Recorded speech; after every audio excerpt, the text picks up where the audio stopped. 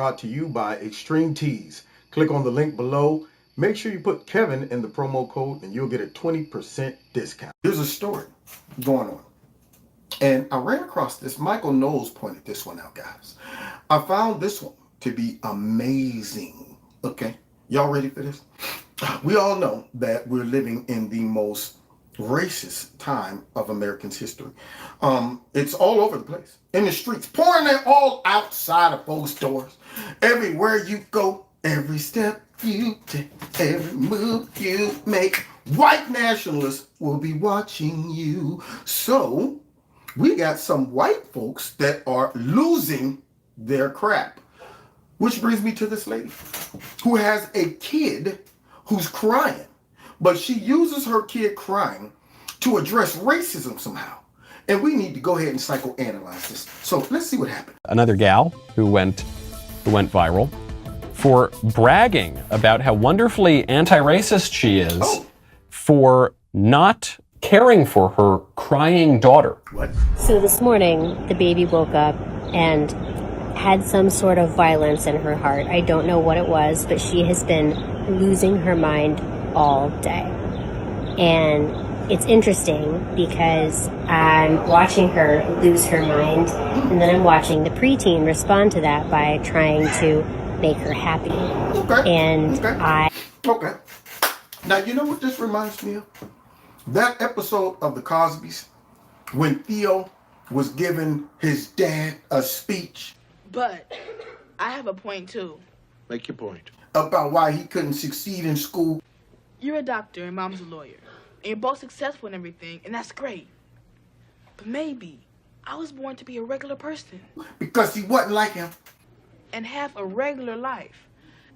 If you weren't a doctor, I wouldn't love you less. Because you're my dad. And so...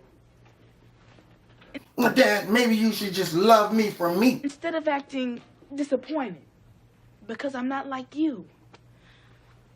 Maybe you can just accept who I am and love me anyway. Because I'm your son.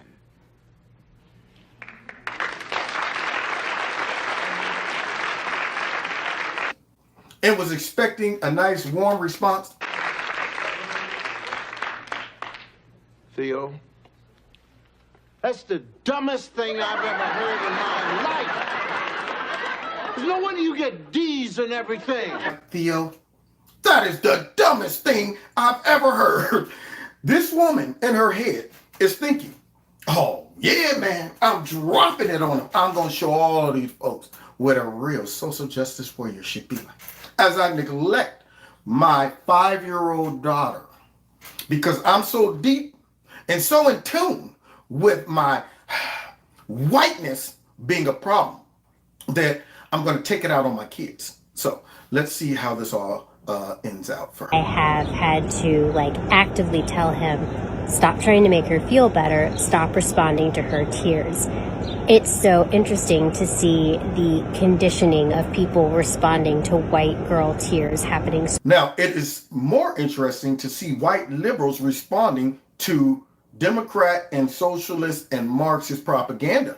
That's what's more interesting, when you can convince white folks like this to hate yourself, not just yourself, not just your nationality, your race, but also your kid's race.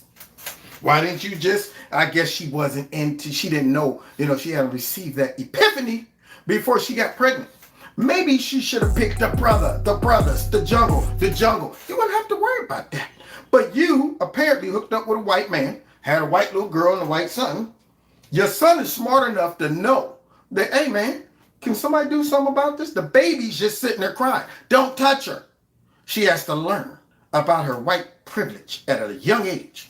But she's not even really cognizant of the fact that she's white, black. She's trying, as most kids are, to grow up colorblind. But then you get raggedy parents like this that are brainwashed, that now brings it to their conscience.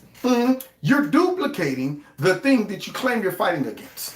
Now that right there is like a virus. Come in and say, you know what I'm gonna do? I'm gonna mimic all of these good cells until they start duplicating me. And there you go. Yeah, and they're gonna think they're fighting against me, but they're really duplicating me. And that's what she's doing. She's right now. If I was this kid's father, I would grab that kid out that bassinet. I would go in that little playpen and be booking. You would see me running across the playground with my kid under my arm like a football, digging. Legs just a flapping, head bouncing, but we got to get away first. I'll worry about that later. I will be out. Somebody messed around and didn't do a background check on this crazy lady. It dropped a bun in that oven, and now you find out later, like, oh man, messed around and got the crazy one. All right, so let's continue to listen to this craziness. So early. She's 5, and she's got Now see, that right there lets me know you're crazy. See, it should have been she's 5. She doesn't know nothing about no white privilege. But yet, you are delusional, brainwashed, and crazy, and think we're supposed to listen to this and go, now that sounds like a practical way to approach racism and raise your kids. That sounds like a great way to get your kid taken. That's what it sounds like.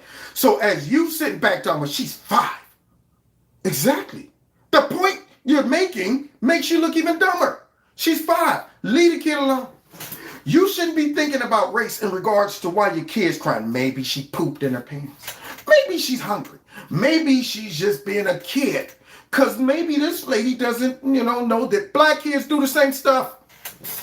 You think I haven't been around black kids that were 5 whining and crying? I never looked at that, that's black privilege. I looked at it as either stop whining because you just want your way, or something's wrong with the kid. But this lady gets too deep, so deep that the kid has to step in and go, my mother is crazy. You gonna let the kid cry? So I guess all of her kids are being schooled by her based on, her delusional approach towards systemic racism. And she's got an 11-year-old coming after her, trying to make her feel better. That's right. She needs a mother coming after her, trying to make her feel better when she cries. But instead, we got an 11-year-old that's smarter than you. Y'all, you ever feel like you're taking crazy pills? You ever feel like you're an alien amongst these Homo sapiens as you observe this moronic mother?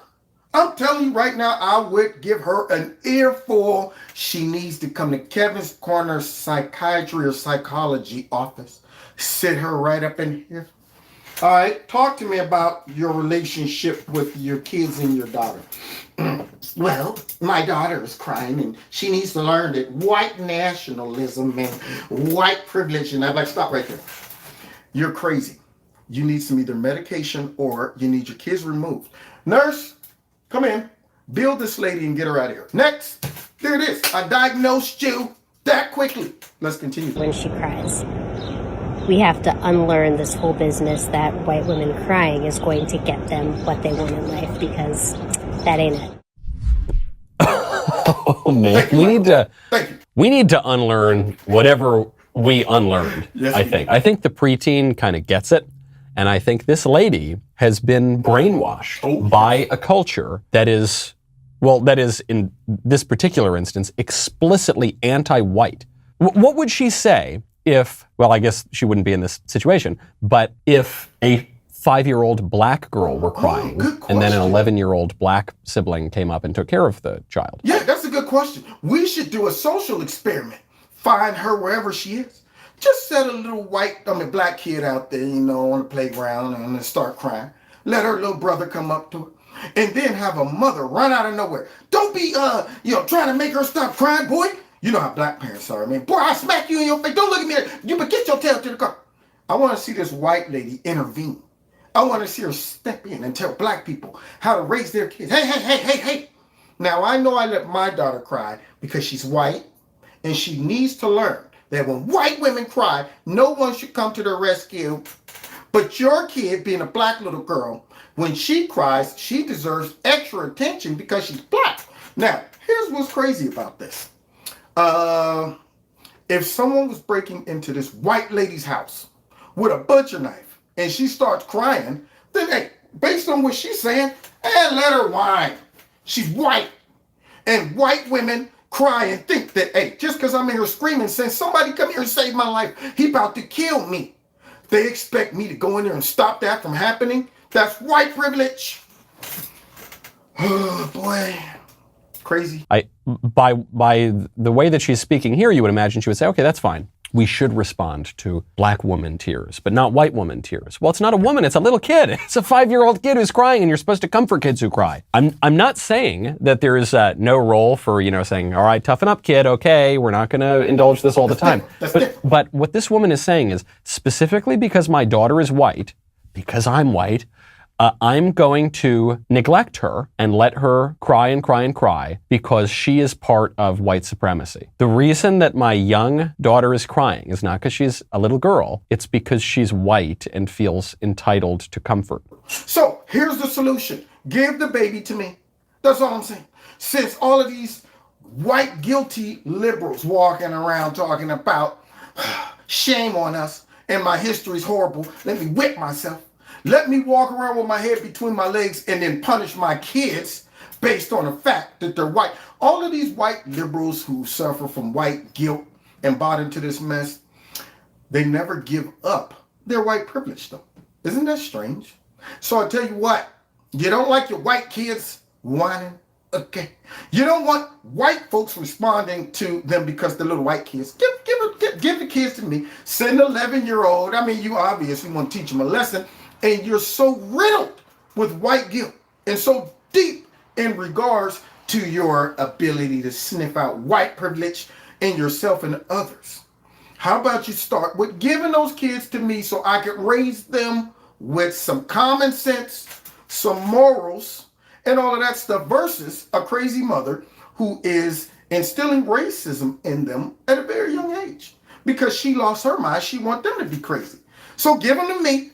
All of these rich white folks that's getting on TV talking about systemic racism, send that money you make to me. I'll take it. All of these white folks that had these wonderful, wonderful jobs in politics, always talking about systemic racism.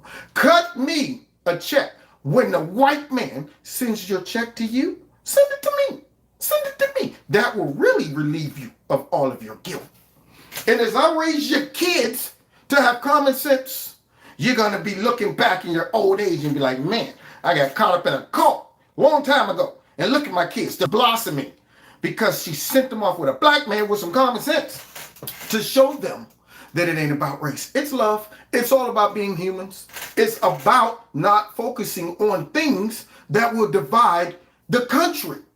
But these idiots have bought into this garbage and think this is progress. Boy, I'm an alien. I'm a legal alien. I'm a conservative in America right about now. Sick stuff, folks. And that idea, by the way, is being taught in the schools. That idea right now is all part and parcel of this racial ideology that the radical left believes it has a right to teach our students. It's not true. Y'all hear that? It ain't true. So if somebody out there done bought into this garbage, they need to pull it together before it's too late. Pour that plane up before it hits the ground. Don't you wait until you 200 feet from the ground to be talking about we better pull up. It ain't happening. So right now, what Trump was saying about taking back our country, taking back the House, the Senate, dealing with big tech, dealing with all these other issues, it's do or die. It comes down to do or die. When you see our culture starting to be turned against their own selves, really eating themselves. They have no idea that they've been convinced to destroy themselves. They've become the virus that's killing the body. And I'm thinking, you do realize once you kill the body, you die too. These folks who are participating in this and attacking other Americans, supporting the real virus that was injected, which is the liberal media, globalists, Democrats, rhinos, and many other evil actors. They injected this mess into our society and infected many of Americans, and now they became the virus, and they're thinking that I'm just duplicating myself to help spread the message. All you're doing is spreading more virus. One day, the body will die, and you'll go, wait a minute, that was counterproductive. We thought we were making us healthy and strong. But we're going to end on this. Now, God bless y'all. Don't forget to hit that like button, share my videos. Also, don't forget to donate if you like Kevin's Corner. There are links in the bottom of this video. Check out Extreme Tees, my sponsor. If you like the products, put Kevin in the promo code. You'll get a 20% discount. And what else? Oh, find me on Rumble in the Jungle. All right, God bless you all next time in Kevin's Corner. Take care.